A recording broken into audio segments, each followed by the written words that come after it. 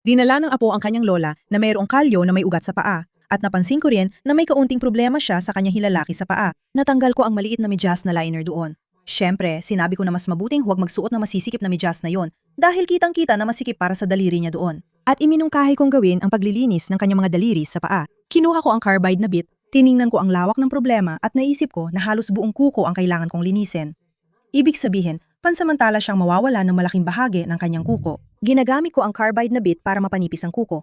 At nang nagpasya akong putulin ito, napansin ko na halos wala nang pinanghahawakan ang kuko doon. Sa totoo lang, medyo nag-aalala si Lola at tinanong pa niya kung bibigyan ko ba siya ng pampamanhid. Pero syempre, hindi ako gumagamit ng ganoong paraan. At lahat ng paglilinis ay talagang napakalambot, maingat at hindi nakakasakit. At sa pagkakataong ito, halos wala nang pinanghahawakan ng kuko at unti-unti nang tumutubo ang bagong, maayos na kuko mula sa loob. Malamang nadaganan niya ito, pero tapos na ang kwento. Ako naman ay nagfa-file ng mga kuko sa pagkakataong ito dahil medyo makakapal ang mga ito at medyo natatakot siya sa makina.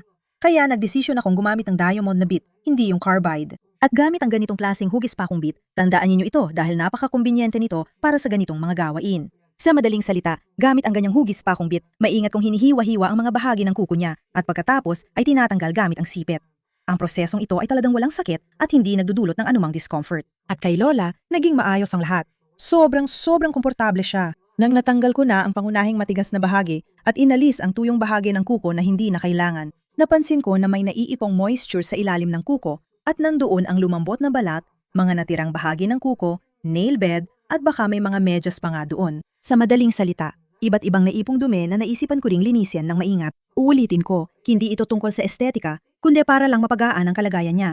Para maging komportable siyang maglakad, magsuot ng medyas, magsuot ng sapatos at sa pangkalahatan ay mamuhay ng maayos. Gumawa ako ng kaunting hindi malalim na paglilinis gamit ang mga diamond bit at ngayon ay pinupunasan ko na ang lahat gamit ang antiseptiko. At ganito ang naging itsura ng daliri sa paa niya. Maayos at malinis. Sabi niya, agad siyang nakaramdam ng ginhawa.